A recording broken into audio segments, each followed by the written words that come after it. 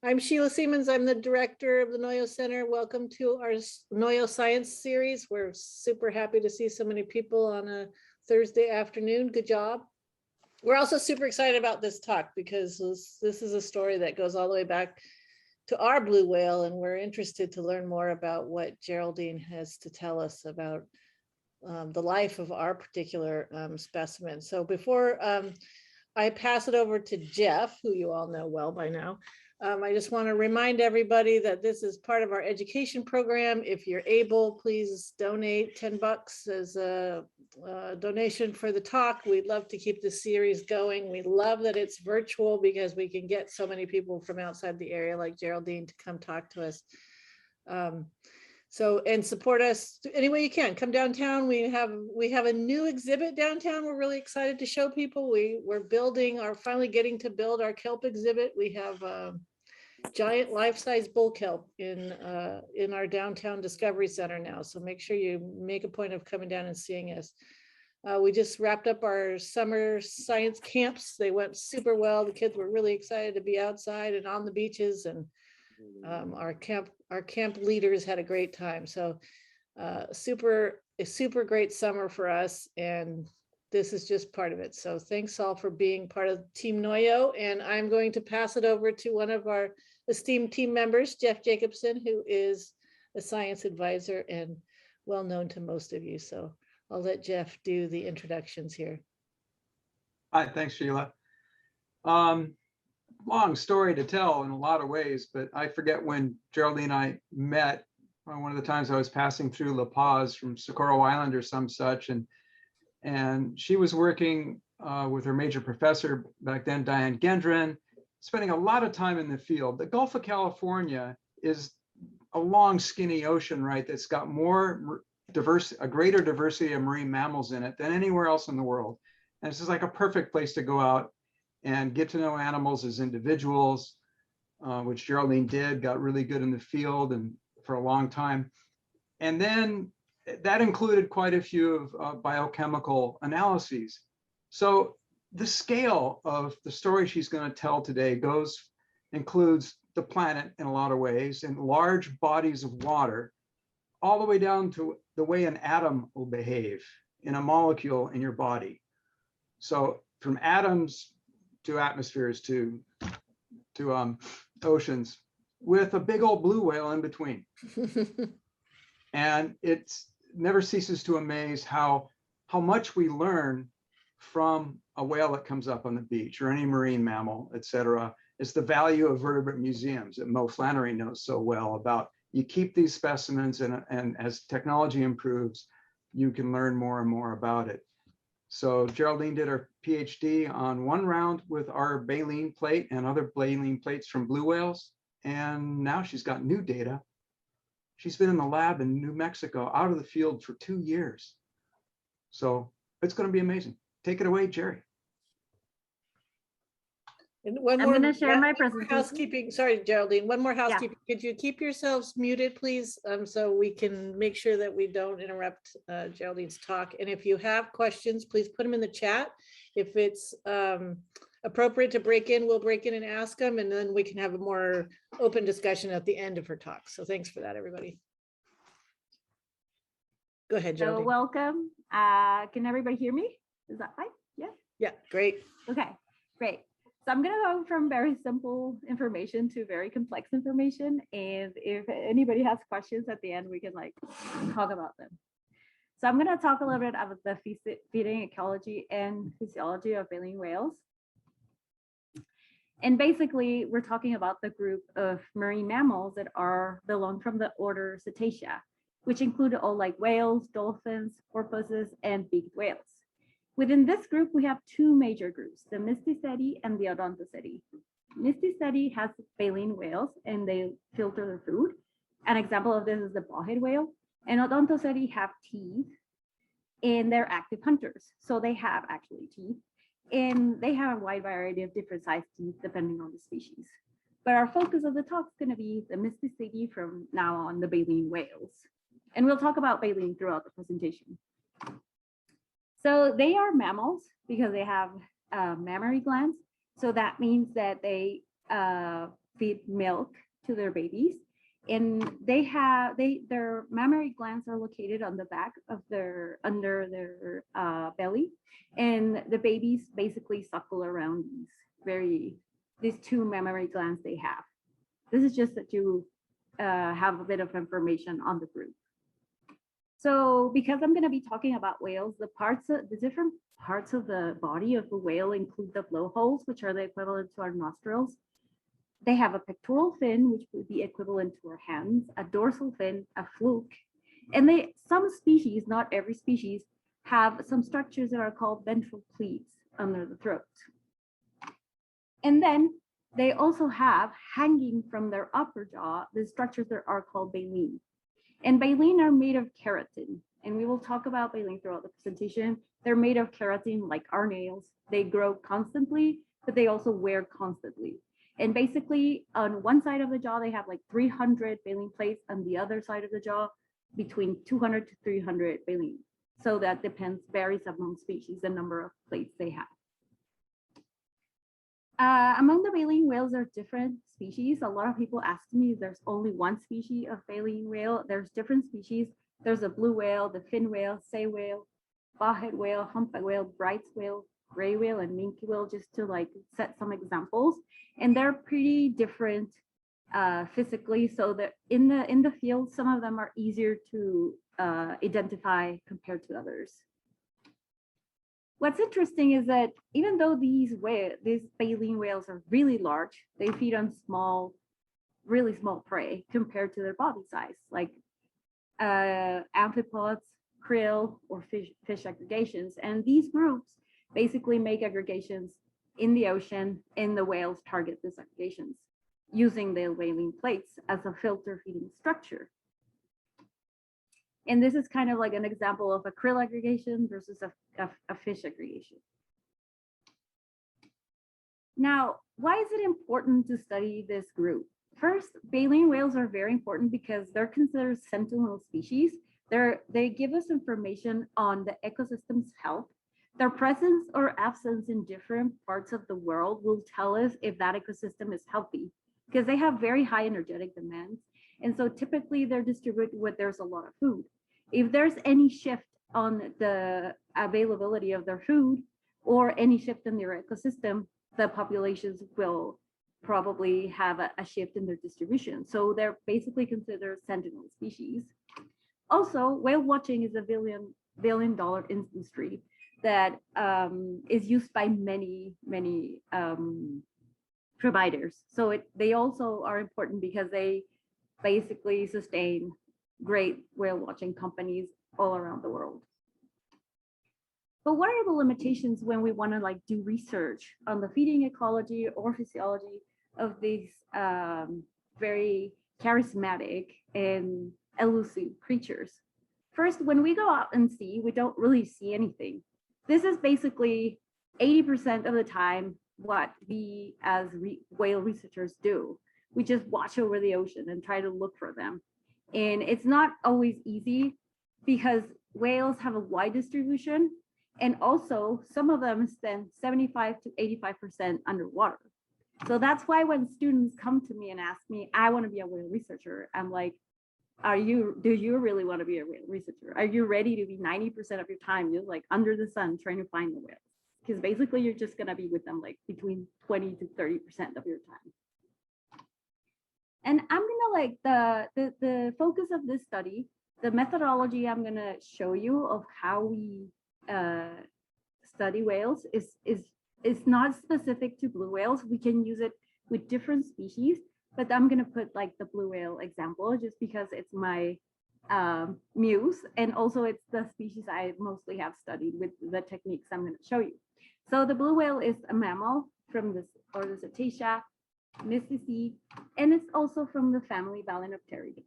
It has the baleen plates, like I mentioned, and they also have the ventral pleats that allow their throat to expand.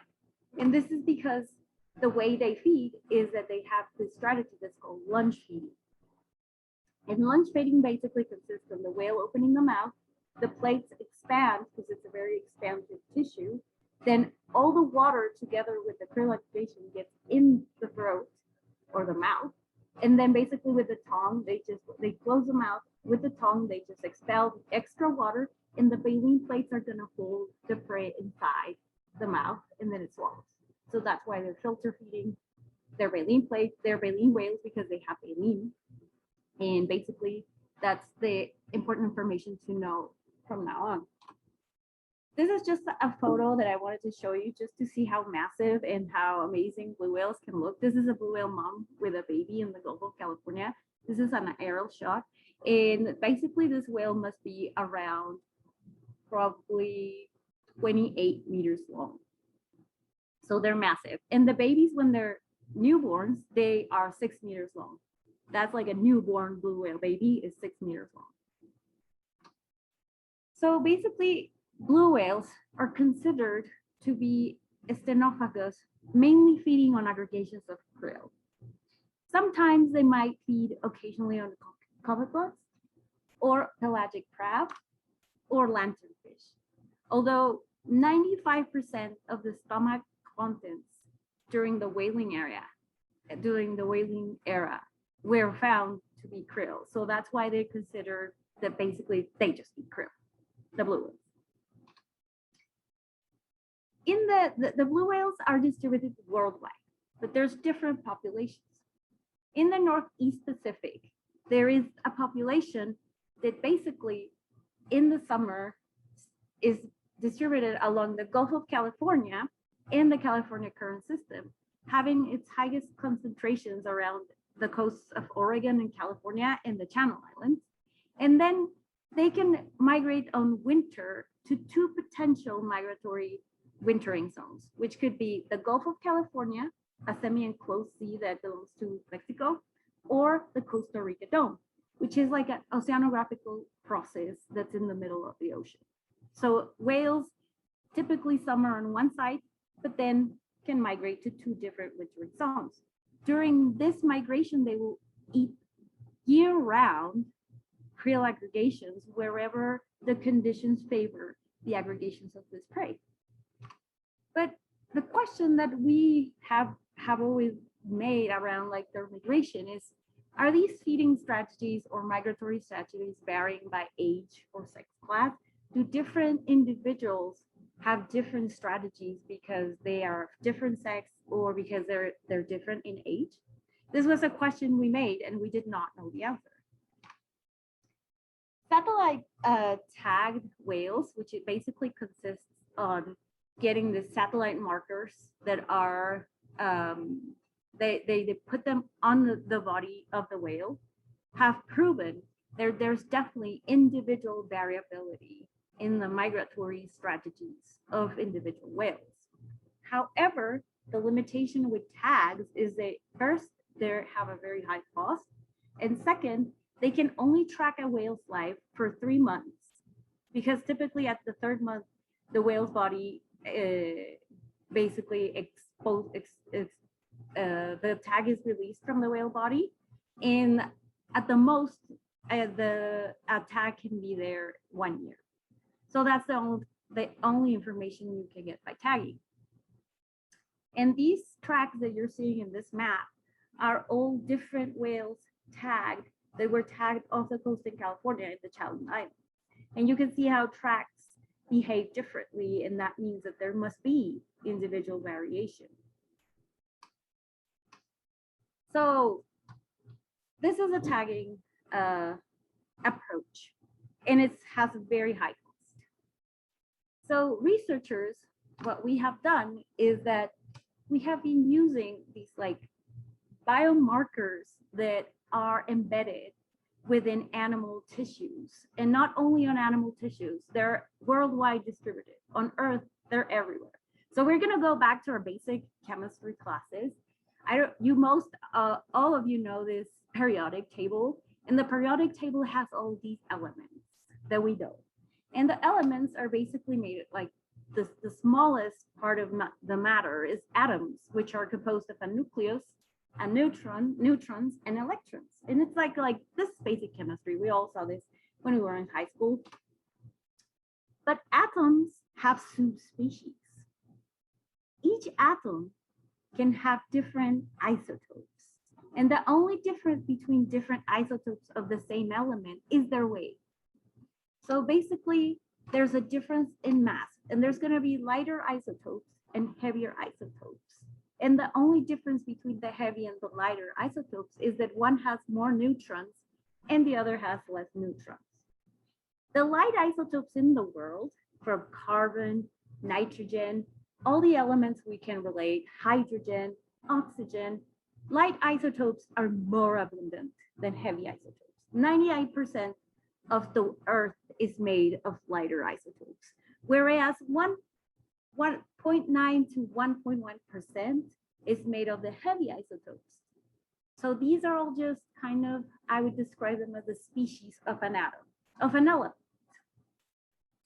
And so apparently what we discovered is that if you measure what is the relation between the heavy and the lighter isotopes of nitrogen and carbon, which we usually use the delta symbol to represent them, to represent this ratio, then you can have information, if you can measure that ratio in the tissues of animals or any living thing, or even the environment, the water, the rain, the soil, the plants, they have these ratios. They have this delta 15 and delta 13 values embedded everywhere. And if you can measure them in animals, they will provide you with information on diet, migration, their trophic decision, and also on population structure in terms of habitat use. So they're very useful.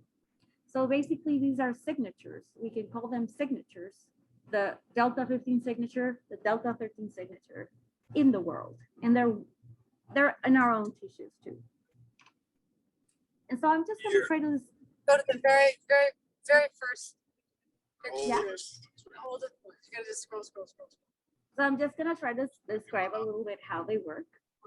So basically what happens is that when we eat our food, we keep the heavier isotope, and the lighter isotope we excrete it through our urine. So that means our tissues are more enriched compared to whatever we're eating. And that's called trophic discrimination. So anything I eat, a banana or fruit or anything, will have lighter values, lighter signals than me.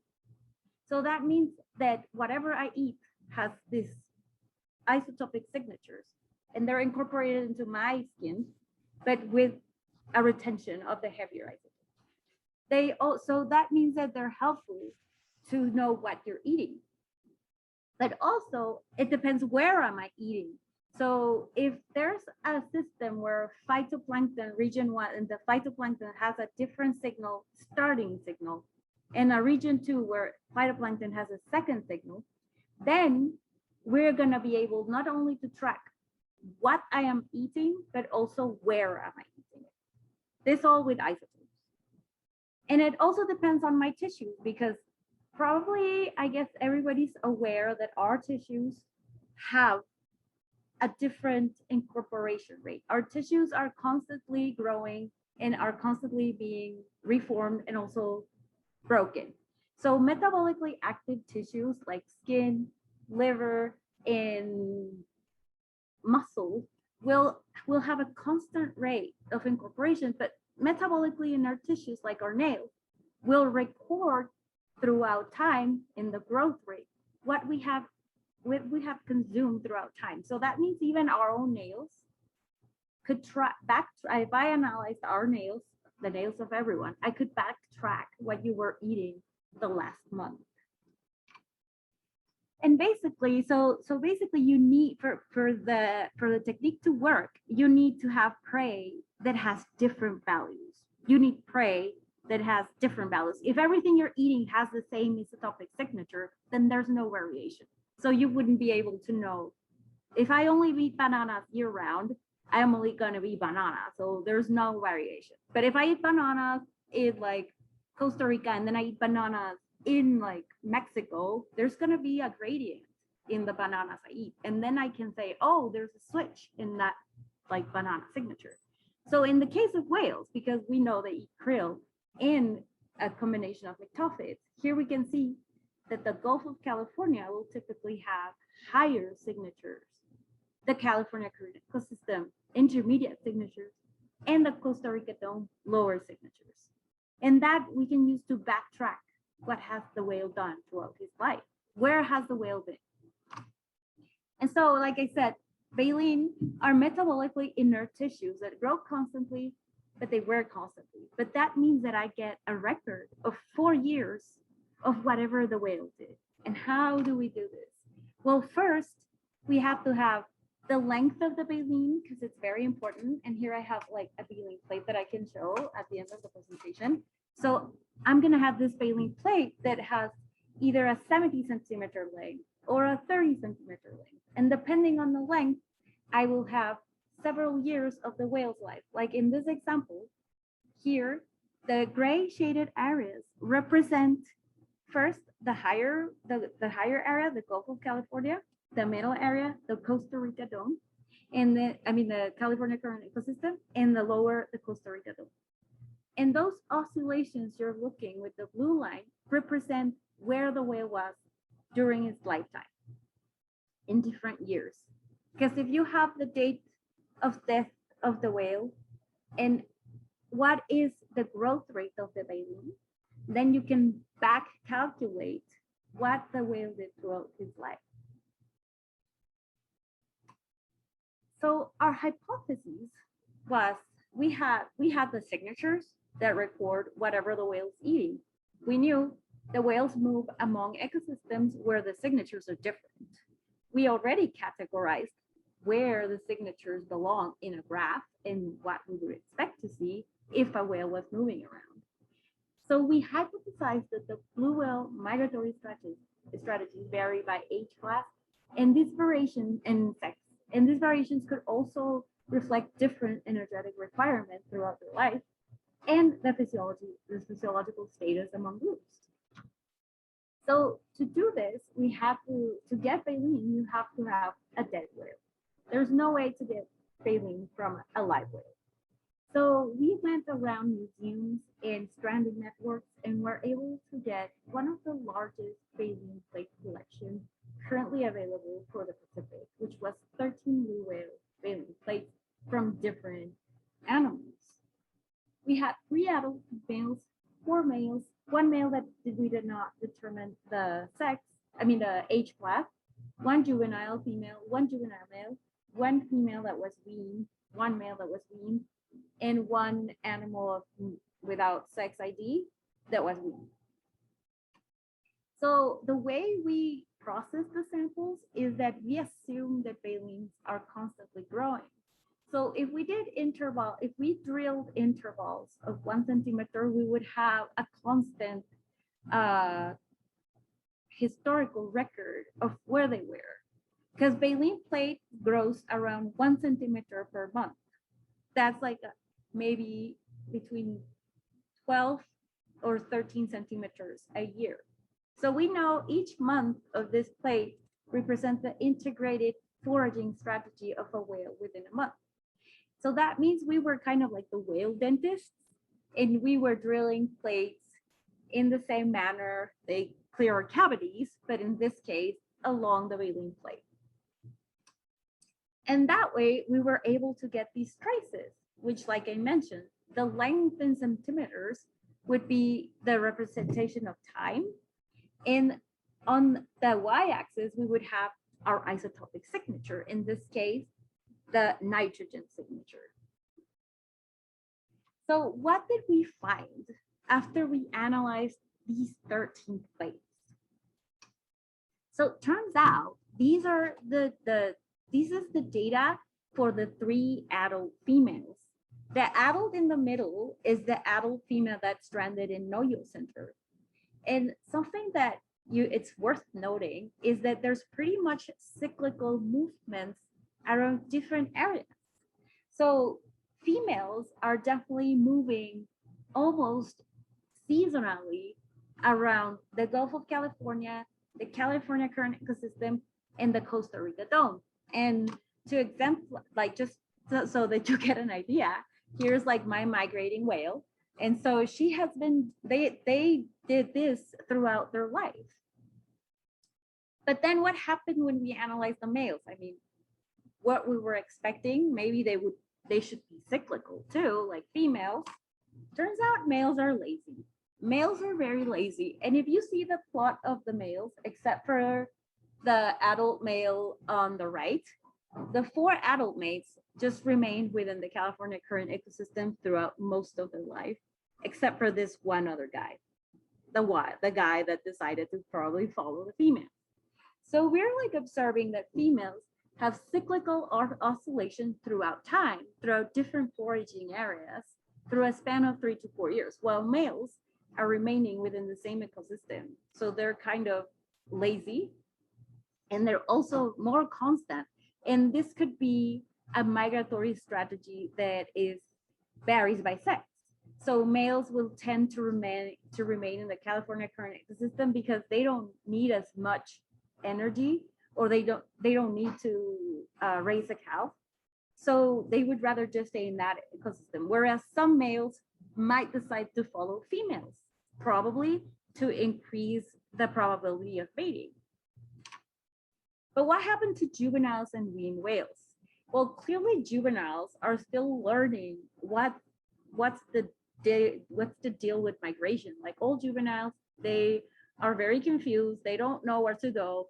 So juveniles turned out to have no cyclical pattern. They didn't stay at one place. They didn't really have a pattern at all. And in the case of weaned whales, something that was really interesting is that we were able to determine the weaning section. So the red circles are indicating what we call the weaning section, which is the phase in their life when they switch from drinking milk from mom to eating krill. And when they're drinking milk, the milk has very high nitrogen values. So that's why the values of the nitrogen signature would be higher. And then there's a steep drop, like a baleen. And this is because the whale switches to eat krill. And because krill has lower values in milk, it just dips. And this is the way you can determine a whale is a weaned whale. Otherwise, we wouldn't know. And here's also the valleys I was just commenting. So this oscillation is the weaning period. And this is another novel thing we discovered using this methodology of the signatures in the baleen. For carbon data, it was a lot more tricky. Carbon data among prey overlapped a lot. So if you can see, the gray shaded area basically covers everything, and that's because there's a high overlap between the values of their prey among like the Costa Rica dome and the California current ecosystem. But something that was interesting with carbon is that we found, or the carbon signature, is that we found that the carbon signature in the weaned whales was much lower than compared to all the other age categories, juveniles and females. And we discovered that this is related to the nutrient transfer from the mom during the lactation period to the baby when it's lactating. So that means that when a whale is lactating, all its blubber is all the milk is gonna be used to synthesize their blubber. Even though they go through the weaning period and they start eating krill, they still have enough blubber reserves that were formed when they were lactating. And that points out how important the lactation period is for whales. Because even though they stop drinking milk and start feeding on their own and probably are independent whales, they still rely on the lipids or the fat that they incorporated when they were lactating. So this is also a very novel result. So yeah, to answer our question, does the foraging or migratory strategies vary by sex and age class? Yes. The answer is yes. So for this section, we found out that if we just did like the analysis on the signatures of the baleen, we could like determine what is like the nutrient transfer among mom and baby. We also determined that adult females have very strong seasonal migratory patterns, probably associated to the fact They have to follow krill aggregations seasonally. Males tend to be more sedentary than females. Juveniles display no clear pattern because of learning, while winged whales show a diet switch and nutrient transfer. But then we wanted to go deeper. We wanted to go deeper into the analyses. So we decided that maybe it was time to also measure these isotopic signatures in the individual amino acids of each sample. So amino acids are basically the smallest molecule that make up proteins. Amino acids are very important because most of animal tissues are made of protein.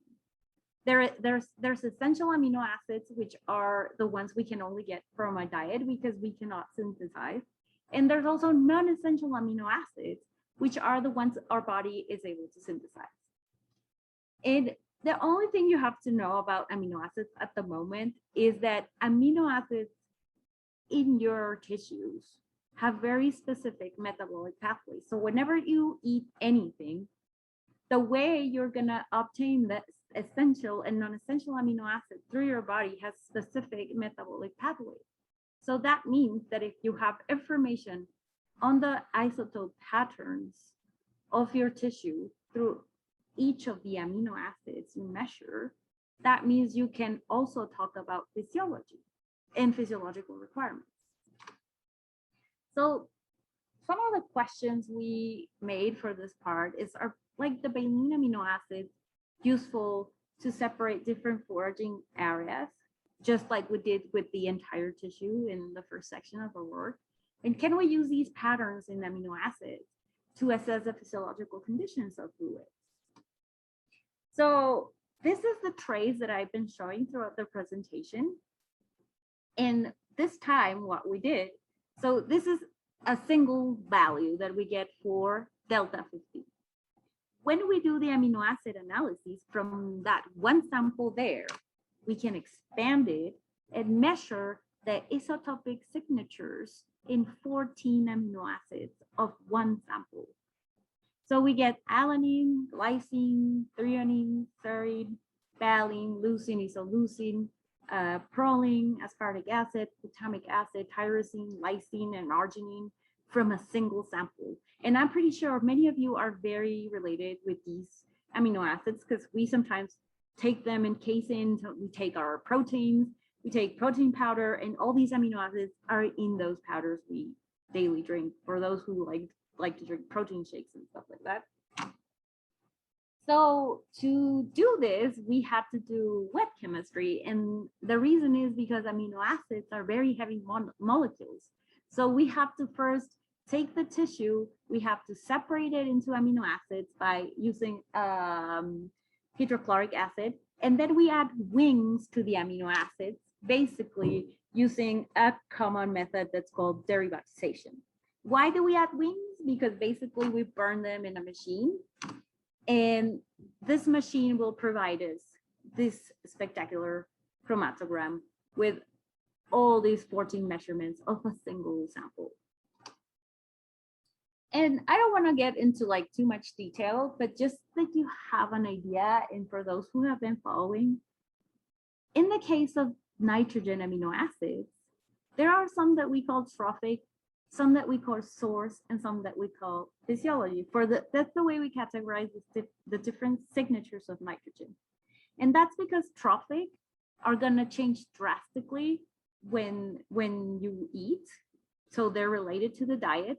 The source amino acids will not change compared to your food. So that means you can backtrack where the animal was because there's no change. And the physiological amino acids will give you information specifically on physiological activity like nutritional stress or reproduction or lactation. So what we did is we selected out of these 13 plates that I have shown different data points that we could amplify for amino acids. We then decided that because we already knew where the whale was. So in orange, there's an example of, okay, the whale was in the Gulf of California at that point in his life. In green, it's like, okay, the whale was in the California current ecosystem at that point in its life. And the blue, well, the whale was in Costa Rica dome at that point in its life. So we basically separated the different amino acids based on this graph, based on the bulk oscillations of our signatures. And something that's interesting is that we saw, so here is the graph. On the x-axis, you can see the bulk data, which is the data I've been showing throughout the presentation. And then you can see the abbreviations for all the 14 amino acids we measured. And then you can see that there's definitely a trend where amino acids that were sampled from samples we assume are from Gulf of California have higher values, California current system, intermediate values, and the Costa Rica dome lower values. So that was amazing because we're like, okay, so our signatures are definitely following the migration of the whale. And that's what we wanted to know. But then we wanted to know if we could use amino acids to have information on the physiology, which wasn't an easy question. Because if all the amino acids are moving with the baseline of the ecosystems the blue whales are using, how can you then talk about physiology? And this was a real challenge. So how can we separate like this baseline effect of the whales moving along to answer if they were stressed, nutritional stress, if they were lactating, if they had a baby? So what we did is something that's very easy. We took our main measurement, which is the bulk value, and estimated what we called our isotopic signature anomalies. An anomaly is not a straight measurement of something. An anomaly is just how much does something change compared to, how much does X change compared to Y and Y. And so what we did is that we did this anomaly incorporation rate in the amino acids of the baleen in a way that if there was a lower incorporation of any amino acid compared to our initial measurement, then the values would be negative. If the amino acid is being incorporated faster and being processed faster, then there would be a higher incorporation rate. And if there was no change, then there would be 0. So the only things to take in mind to interpret this graph is 0 is there's no change, higher is there's amino acids are being processed a lot faster, lower amino acids are being processed a lot lower. And why is this important? Well, basically this is also giving us information on nitrogen balance. I don't know if any of you are aware, but nitrogen balance basically governs the homeostasis of any body. Like everybody needs to have most of their life a good nitrogen balance. That means that you eat the same amount of nitrogen than you excrete. And if there's any changes among that perfect balance, then you have positive nitrogen balance or negative nitrogen balance. And negative nitrogen balance has been associated to cancer and other terrible diseases. And that means that the body is not in homeostasis. So the idea was to find a way to measure that nitrogen balance using the Baleen plates and the amino acids, but this time in terms of an anomaly. And what happened? So this is the data for the males. And I'm just going to put 2 male adults as an example. These were the 2 males. They were lazy. They were all throughout their whole life in the California current system, or throughout the life that the baleen represented. And we see that there's no incorporation anomaly. None. So that means these 2 whales, most of their life, their body in their body condition was in excellent status, homeostasis. But what happened with this one male? The one male, the only male that traveled. Well, it turns out this male had positive and negative anomalies throughout his life. In fact, 3 months before it died, most of these amino acid incorporation anomalies presented 3 months before it died. And so this whale, this marker is definitely indicating that this whale was going through nutritional stress or had a major disease. And now going back to the females. So female 2007 is a female that was stranded in the Baja Peninsula, and female 2009 is precisely the female from Noyo Center. And something that's really interesting with females is that they have cyclical variations in the anomalies of their amino acids, which are potentially indicating when they're lactating and when they're pregnant. And something that's interesting is that in a different in the modeling approaches that we've been using, we've been able to determine how these oscillations vary per amino acid. So that means in the near future, we will be able to use this marker to determine when the whales potentially were pregnant or potentially were lactating, which is a very important, it's very important information that you cannot get otherwise.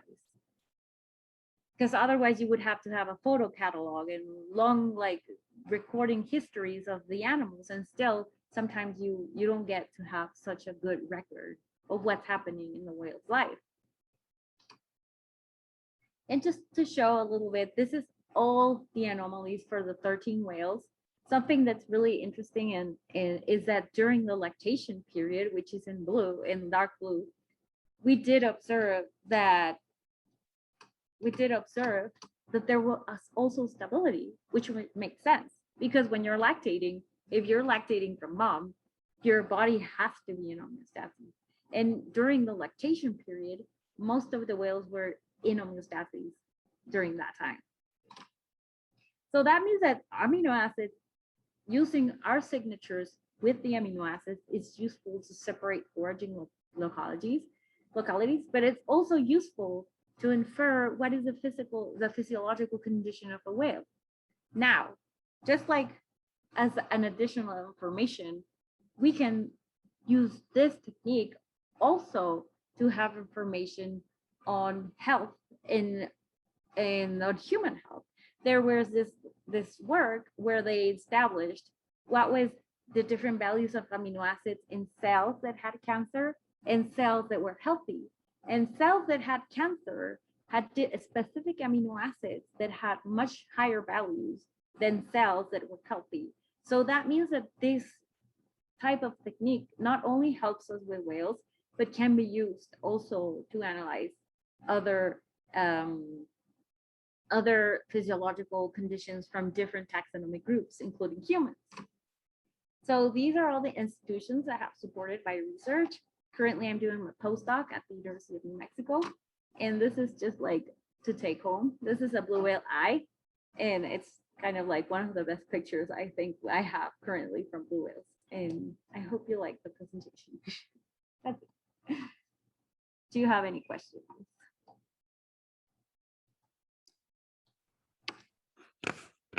Awesome, Geraldine. Thank you so much. I have a question to start out with. Yes. Can you go back to the slide where you were showing the recent data from the blue whale and interpret it a little bit more? Our blue whale, so the Noyo one? Yeah, interpret that, because one of the hypotheses we've had for years is that she surfaced underneath this boat and the propeller struck her, cut her spinal cord, theoretically, right? So but one of the theories is there was a persistent harmful algal bloom for quite some time around that time, and there was a number of whales that stranded then. And do you think you can infer that kind of stress? Would that be what did that impact her behavior is one of the questions. That's a good question. The thing with stress is that it has to be persistent enough to be recorded in a tissue. So if you get stressed, the first tissue that would probably record any stress-related information would be your blood. Yeah. So the thing with Baleen is that if they're giving you an integrated information of a month, it's very unlikely that even if it's like if a whale dies by ship strike, Baleen will not record the stress associated to ship strike. No, but if she's been feeding on harmful algal, on toxic algae for what's the period of time that kind of signal would show up in her? My question is, did that impact her behavior such that she might do something like surface under a boat, which isn't typical, or be really close to shore like she was? with this technique, you wouldn't be able to know if Yeah. it was like, because they're not precisely eating algal bloom, they're still eating krill. So the integrated isotopic information you would get would be from the krill, because that's what they're really eating. You know what, Geraldine, it was that year in 2009, those other 3 blue whales were in the Los Angeles area that were, I think they were shipstruck as well. Mm-hmm. In 2009, there were like this massive domoic acid toxicity in the sea lions. So Marine Mammal Center was seeing multiple sea lions dead on beaches up and down our coast. And so one thought, like, wonder if whales show up to have had a domoic acid toxicity exposure to the food that they're eating, and would it be in krill? Would it be, anyway, so that's, I think that that was part of that, just because 2009 was so weird that way, with so many first year with domoic acid toxicity, with the hippocampus being off and different. So would that have shown up in that work? No, domoic acid wouldn't show in the baleen plates, because domoic acid almost instantly kills animals. Like there was, I think, maybe, I want to say like 7 years ago, there was like around the coast, in the Atlantic coast, there was a stranding of 200 bride's whales, and they were all dead by domoic acid. I mean, they were dead instantly. Oh, like they ate the minute they like swallowed any of it, or the enough amounts, they died instantly. So the only way to really know if it was a domoic acid death is only if you have tissue available that's fresh, like stomach tissue or intestine tissue. Baleen plates are inert growing tissue, so the probability of having an integrated month of a domoic acid, that would not happen, because by that time the animal would be dead. Thank you for that. Okay, so we have a question from Teresa. She wants to know if amino acid analysis is being done on baleen, on the baleen of stranded gray whales, to determine if they have been in nutritional stress, like we're seeing with the unusual mortality event of the last couple of years. So that's a great question. And let me see if I can show you. I can go to my presentation and show you some data. Can you see my slides? You're still on the baleen of adult females and males. Okay. Yeah, reshare. There you go. So this is a master's thesis of a student. And can you see the slides now? No, we're not seeing it. Try it again. So these are, now you can see the slides, right? Yeah, now it's good. So these are all gray whales that died during that time period. These are all gray whales that died during that time period. And this particular juvenile female died in La Paz Bay. The body was completely emaciated, so we know it died from nutritional stress. And this is how we process their plates. So I'm gonna show you the data for that whale. So yes, you can see definitely that there was. So that female was, that is the juvenile female C, which is yellow, and this is the nitrogen value. So when animals start feeding on their skeletal muscle, which is the last reserve they go to, only if they're going through nutritional stress, the isotopic signature of nitrogen will go super high. So there was definitely nutritional stress on those whales.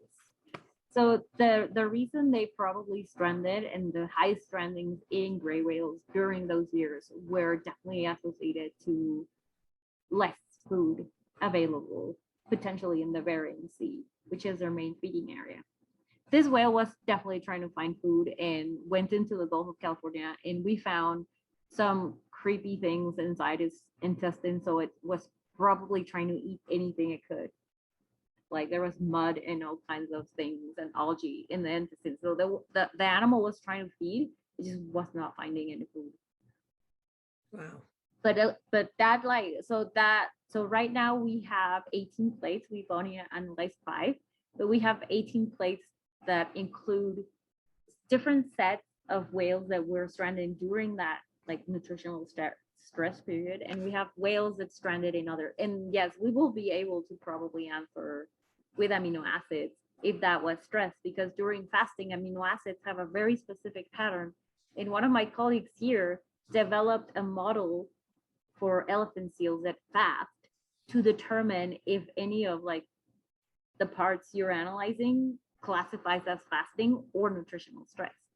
So we're probably going to run all those baleen, and then with that model, we'll be able to classify what were the sections, what was the exact time period when they started going through like an actual nutritional stress.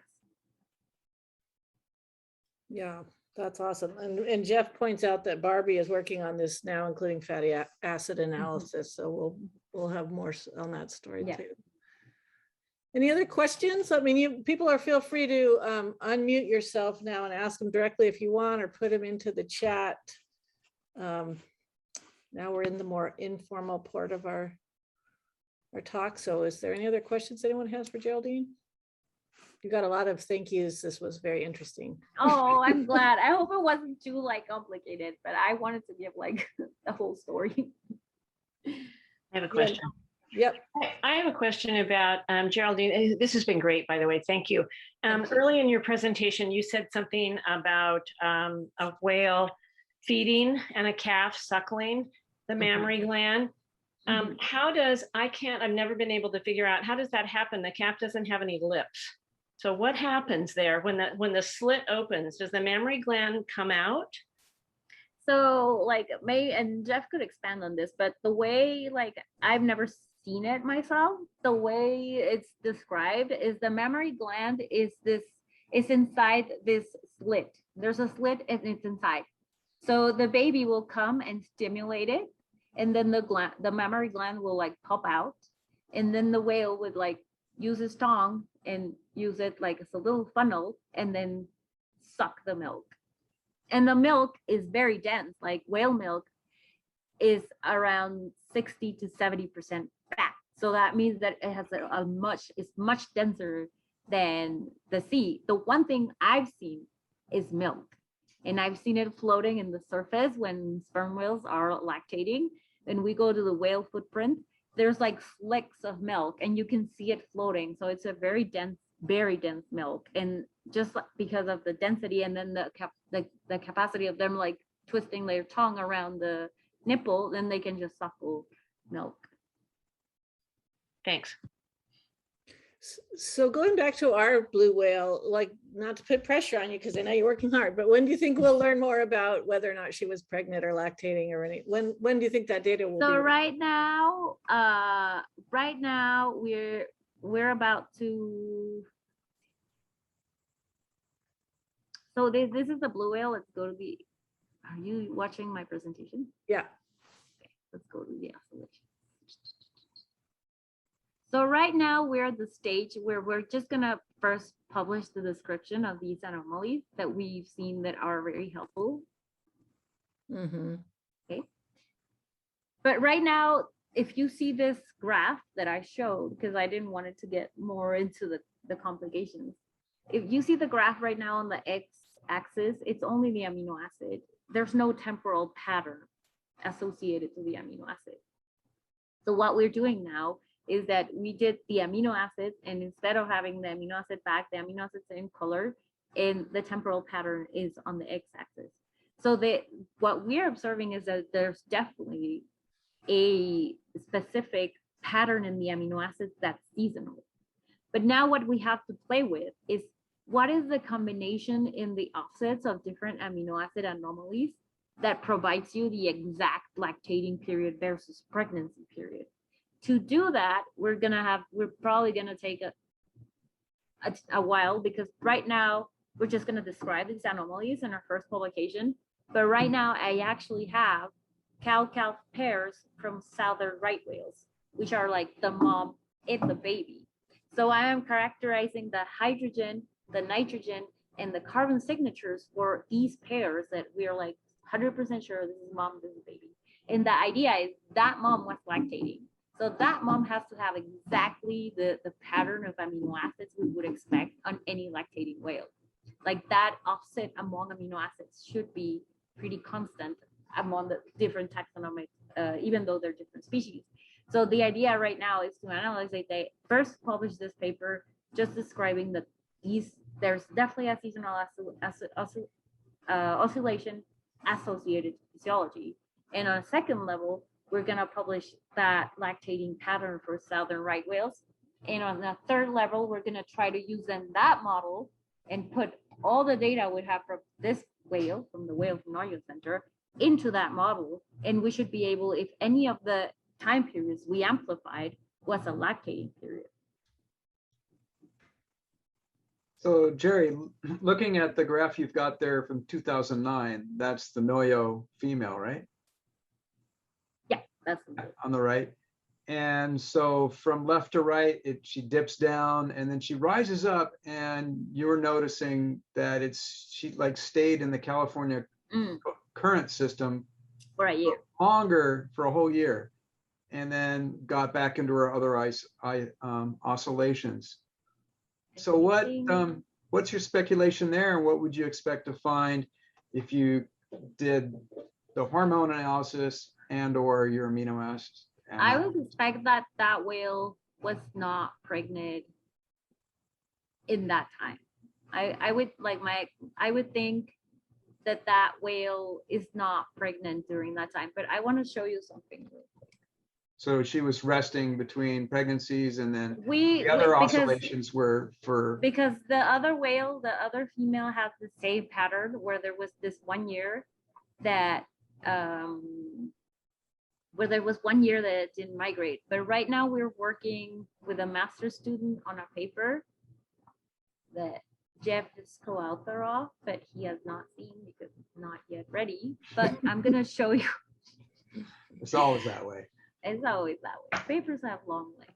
But I want to show you how cool, because now we did the work of, instead of just using the centimeters, we estimated exactly what's the date for everything. So I'm going to show you a graph, and then I'll share my screen. And the graph now has the exact date.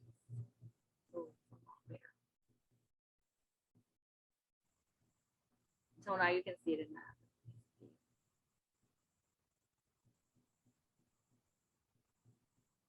Can you see that graph?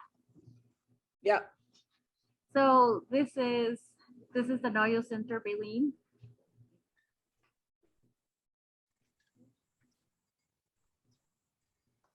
Zoom it in. So if you see now, you have like the exact scale, like from till it died, from 2006, 2007, 2008, 2009. And something that's interesting is that this female that died in 2007 also remained within 1 year, potentially near the Gulf of California, as well as this one. So we're observing repetitive patterns among adult females that decide not to migrate during one single year. And that our hypothesis is that that absence of migration is associated to the fact that either they had an abortion or did not have a calf.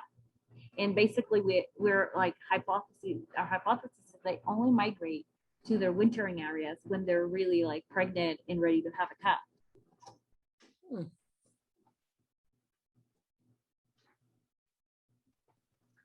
Which might also allow us to segue back to those lazy males and the difference in the mating strategies that they have, that the males are staying in an area where they know where the forage is good and they've got that equilibrium going.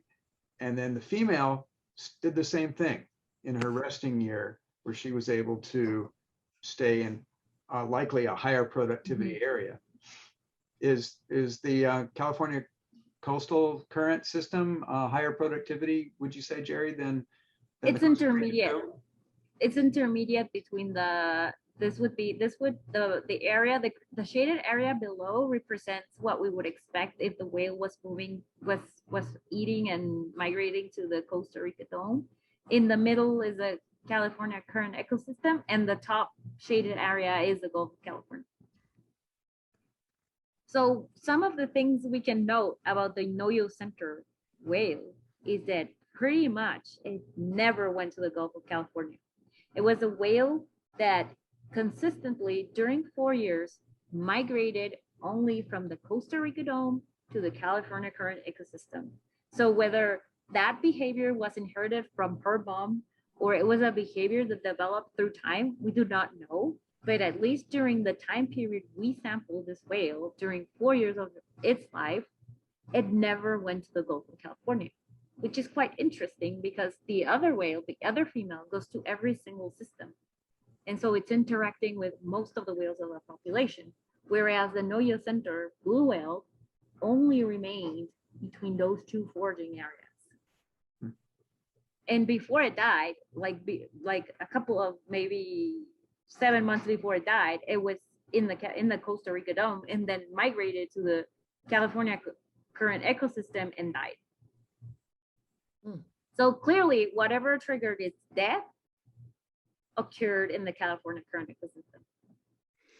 So Elizabeth is asking about this migration pattern and males staying in the California region. And can we assume that mating then takes place mostly in the California region? Oh, yes. And this is isotopic data. There's vocalization data that shows that vocalization associated to reproduction only occurs in the summer in the California current ecosystem. And during the late summer and fall and early winter here, you can get out there and there's competitive groups of two males chasing a female. It's just spectacular. Yes, it's just spectacular. It's great. Very rare. Sometimes we see that behavior in the Gulf of California very late in the, if the whales remain because there's a lot of food and the whales remain until like April. Some whales will stay until April. That's very rare. It's not every year. But if they stay until April, then we start seeing some like competition among males. But it's rare. It only happens when there's a lot of food in the Gulf of California, and then they, instead of migrating in March, they stay a little bit in April, and then we start seeing mating activity. Okay, we have another question from Cynthia. She says this was technical and very interesting and well explained and illustrated, so she was able to follow it. And might this technology be used in human screening, for example, nitrogen levels to show evidence of unhealthy cells in a body? Yes, it is possible. I don't know if they will ever incorporate it as like a technique to do it, but it is possible. Because theoretically, if you measured in certain tissues your amino acids and they had the same pattern as the unhealthy cells that were the cancer cells, then you could like detect some sort of anomaly in your body that could be associated to some sort of sickness. So if a baleen plate is 4 years, how long is a strand of hair? What? How much time can we see in a strand of hair?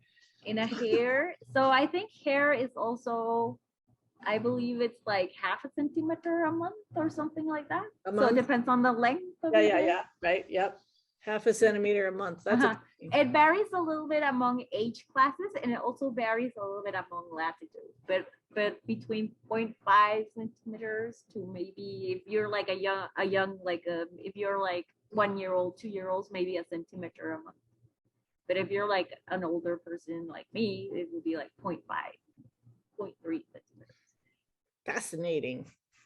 All right, any other questions for Geraldine? This has been amazing. This is like, it's so great to hear her talk about our whale, learn so much more about our whale too. Yeah, and actually on that matter, there is a publication by a guy, a Fuller, who analyzed the hair of women that got pregnant, and he analyzed how the Delta 15 less signatures changed throughout pregnancy until conception, which was pretty cool. Wow. And all pregnant like humans. That's cool. Hey, just one question. I know that when I collect specimens for California Academy of Sciences with the pinnipeds, I'm collecting the skull and some tissue in the vibraceae, and I usually get like 12 whiskers, and I'm wondering, you know, that probably tells the same story, and I'm excited about that just based on like, cool. Yeah, that's, yeah. We just, Research just waiting to happen. Yeah, exactly. We need like somebody to take over that. I have one of my best friends here works with elephant seals. He's from South Africa, Nico Luker, and he did a pretty awesome work. He went to Marion Island and he was there for a year and sampled like the whiskers of the babies and the moms, and then compared like when the mom was theoretically pregnant, how she looked, and then when the baby was born, how she looked. And he also compared how the babies look once they like weaned and throughout time using these techniques too. phenomenal. Only whiskers. Yeah. You're doing such great work. Thank you. How cool that it's just phenomenal. Yeah, it really is. Yes, and We Jeff, have your poster up in our Discovery Center, and I think our Crow's Nest, so we can show people absolutely what you're finding. It's pretty cool. Yeah, and maybe like later on, once I send this publication to Jeff, we could discuss how we could make this graph a little bit more, graphic, Intuitive. and intuitive, and we could put it on display with the whale. Yeah, Because it would that be would be really great. neat. This is a small graph and it has 13 whales. So we were not able to do monthly, which would be really cool. And you can. So we could even do like a bigger graph, a longer graph, where you can do like every month what happened. Was it really in April versus May or versus February when the whale was where? So we can go into real, like with this timeline, we can go even a lot deeper on the monthly movements of the whale. Super cool. So Mo Flannery is in the house, and she's our partner at California Academy of Sciences, and she says Denise Gregg is working on the same thing with a publication on California sea lion viparissae. And Nice. yeah, Great. and this is exactly why museums archive samples. Exactly. So shout out to the California Science Archives. I know Mo has like collected many of these plates, and thank you so much for that effort. Like it's been amazing working with this. It's like I feel like CSI of the whales. Yeah, I never know when I get the bulk data, which is the first thing we get before we go deeper. It's like I never know what's gonna happen. I never know where the whale's gonna be. So I'm like, what happened? What did she do? it's very cool. It's very, very novel research and very cool. Thank you. Well, Thank you for having me, and I hope I didn't get too technical. I was trying to do all these comparisons like our life, because that's so easy when you think about yourself and bananas and like food. well, it's always good to push us. So you definitely pushed us today. I will admit that, but it's always good to make us think a little harder. My brain hurts a little. I try to keep it simple. I mean, I know our protein powders have all the amino acids I measure. So I'm I like, know. That was good. somebody has to read what they're having if they're having protein powder, right? That's right. All right, Geraldine. Well, thank you so much, and we look forward to continuing this conversation as your Yeah, research sure. continues to unfold. So like at some point, I don't think like necessarily this year, but next year we will probably have a very big database on southern right whales, and it's gonna be pretty amazing. And I have another colleague that we're collaborating with, Dana Wright, who's working with the rarest whale in the Pacific Ocean. She's working with the northern right whale. The population estimates for this whale is like 30 animals, and she just came on May to do the exact same analyses with the long plates. And the idea is that they want to know where are the wintering areas, and with amino acids, apparently we're going to be able to determine where these rare whales are moving around. Wow. And she could give an amazing presentation because she has plates from the whaling era, like that were collected in Alaska. It's this like crazy whaling pictures from a person who donated all these pictures from the whaling era to her. And we just recently got a marine mammal commission grant on that like project. So if you guys want more speakers, I can contact Dana. Dana is amazing. Dana Wright, she's doing her PhD at Duke University with Andrew Reed. And if you want like another talk, like next year, I will have southern right whale data a lot. We'll take And you more- up on both of those. Yeah, absolutely.